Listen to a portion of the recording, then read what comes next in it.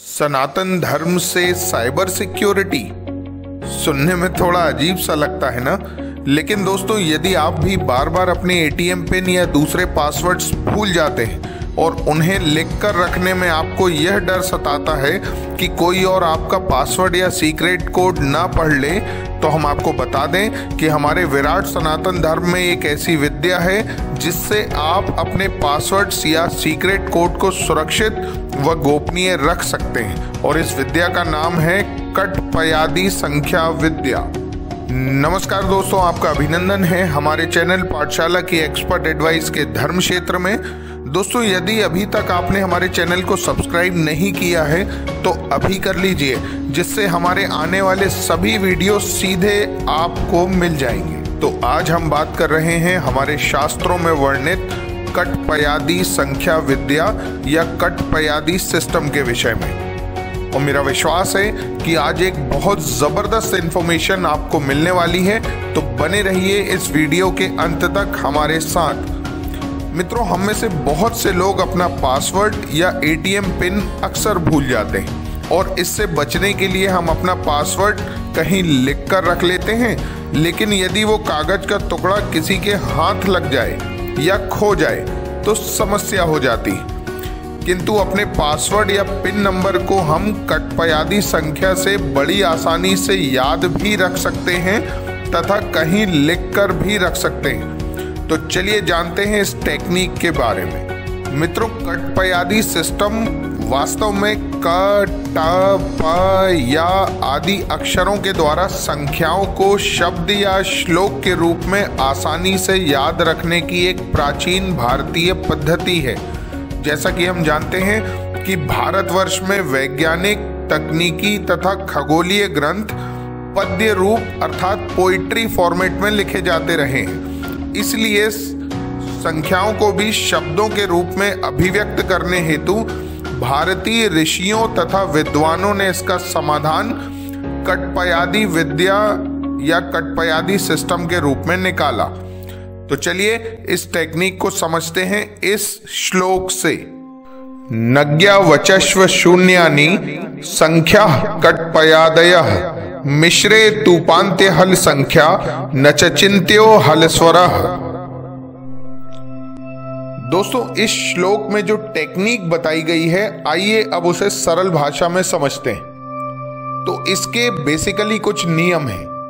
पहला नियम, ना, इया तथा सभी स्वर शून्य या 0 डिजिट को प्रदर्शित करते हैं। दूसरा नियम, शेष 9 अंक अर्थात संख्या 1 से लेकर 9 तक के लिए व्यंजन निर्धारित किए गए हैं।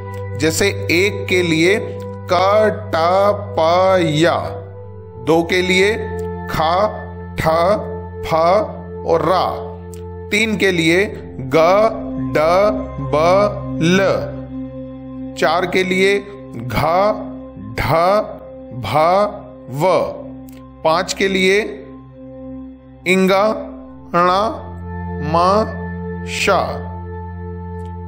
6 के लिए च, त तथा श षटकोण का, 7 के लिए छ, थ तथा सा सरोते का, 8 के लिए ज, द, ह तथा 9 के लिए झ और धा धनुष का। इसका चार्ट आपको देखने मिल जाएगा। नियम तीसरा यह है कि आधे अक्षरों को नहीं गिना जाएगा। चौथा नियम, मात्राओं को भी छोड़ दिया जाएगा। तो आइए रूल्स को समझने के बाद अब हम चर्चा कर लेते हैं कि कैसे आप इस टेक्निक को यूज कर सकते हैं। तो उदाहरण के लिए मान लीजिए कि आपका एटीएम पिन है 7625, तो आप उसके लिए लिख सकते हैं सीताराम। कैसे? देखिए इस चार्ट में सा प्रदर्शित करता है नंबर 7, ता रिप्रेजेंट कर रहा है नंबर 6, रा आता है नंबर 2 में और मा आता है नंबर 5 में। तो ऐसे 7625 बन जाता है सीताराम। जैसा मैंने बताया कि हम मात्राओं को नहीं गिनेंगे। चलिए अब दूसरा उदाहरण ले लेते हैं। अगर आपका पासवर्ड है 3516 तो आप लिख सकते हैं गणपति। कैसे, फिर से चार्ट देख लेते हैं। ग यानी नंबर 3, अणा यानी नंबर 5, पा यानी नंबर 1 और ता यानी नंबर 6। चलिए अब आगे कुछ और एग्जाम्पल ले लेते हैं। जैसे हमारे जैन धर्म के किन्हीं भाई का पासवर्ड है 5512 यानी 5512, तो वो कहीं लिख कर रख सकते हैं नमोकार इसी चार्ट की मदद से। और अगर हमारे किसी सिख संप्रदाय को मानने वाले किन्हीं भाई बहन का पासवर्ड है 4832, तो वो इस चार्ट की मदद से कहीं लिख कर रख सकते हैं वाहेगुरु। और सबसे मजे की बात यह है कि ये बात कभी किसी को समझ में भी नहीं आएगी कि ये वास्तव में केवल भगवान का नाम नहीं, अपितु साथ में आपका पासवर्ड भी है। इसी तरह आप अपने लिखे शब्दों को चार्ट की सहायता से संख्या में भी परिवर्तित कर सकते हैं। जैसे नरसिंह का अगर हम नंबर निकालेंगे तो हो जाएगा 0278, आप चार्ट से टैली कर सकते हैं। जनार्दन बन जाएगा 8080, शकुंतला से बनेगा 5163। जैसा मैंने बताया कि हम आधे अक्षरों को काउंट नहीं करते। चलिए दोस्तों, अब इसके आगे हम आपको बताते हैं हमारे सनातन के एक अद्भुत प्रसंग के विषय में। तो ध्यान दीजिए स्क्रीन में चल रहे इस श्लोक की ओर। गोपी भाग्य मधुव्रात श्रृंगी शोदधि संधिग खल जीवित खाताव गल हालार संधर।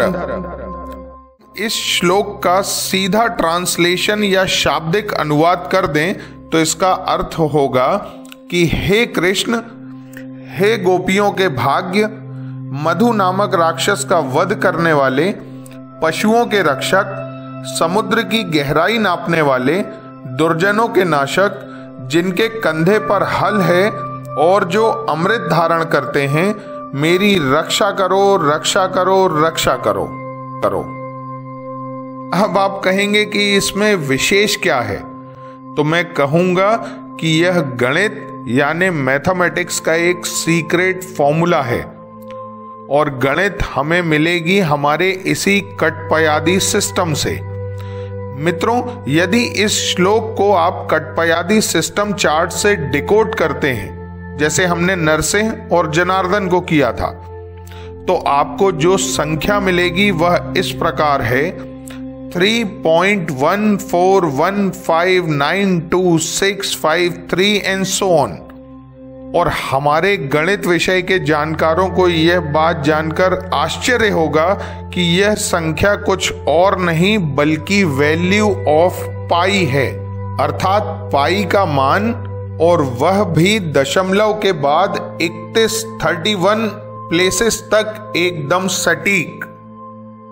और ये वैल्यू ऑफ पाई हमारे सनातन के महान विद्वानों ने लिख दी श्री कृष्ण और उनकी गोपियों के एक संस्कृत के श्लोक के रूप में। यही नहीं, 14वीं शताब्दी में एक संत हुए जिनका नाम था माधवाचार्य, जिन्होंने एक जबरदस्त कार्य किया। उन्होंने इसी कटपयादी सिस्टम में एक टेबल बनाई जिसका नाम था माधवाचार्य की ज्या। इसमें उन्होंने श्लोकों के माध्यम से ही पूरी ट्रिग्नोमेट्री अर्थात त्रिकोणमिति को हल कर दिया था।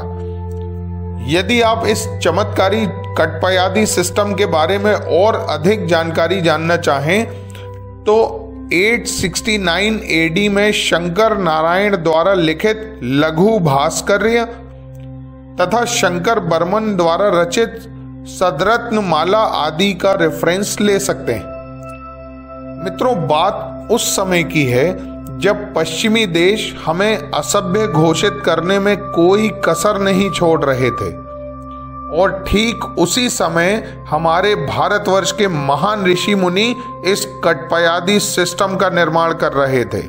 और आज वह समय आ रहा है जब धीरे धीरे ही सही लेकिन दुनिया भारत का लोहा मानने को विवश होती दिख रही है। तो मैं आह्वान करता हूं विश्व के सबसे युवा राष्ट्र भारत के सभी युवाओं को कि आइए हम लौटते हैं हमारे विराट सनातन धर्म की ओर और दिखा दें इस दुनिया को कि वास्तव में हम क्या हैं। मित्रों, यदि वीडियो आपको पसंद आया हो तो इस अभियान में हमारे साथी बने और अपने दोस्तों के साथ भी इस वीडियो को अवश्य शेयर करें। और अब मुझे अनुमति दीजिए, मैं आपसे शीघ्र मिलूंगा हमारे विराट सनातन धर्म के कुछ और अद्भुत प्रसंगों और रहस्यों के साथ। तब तक के लिए जयतु सनातनम, जयतु भारतम, हर हर महादेव।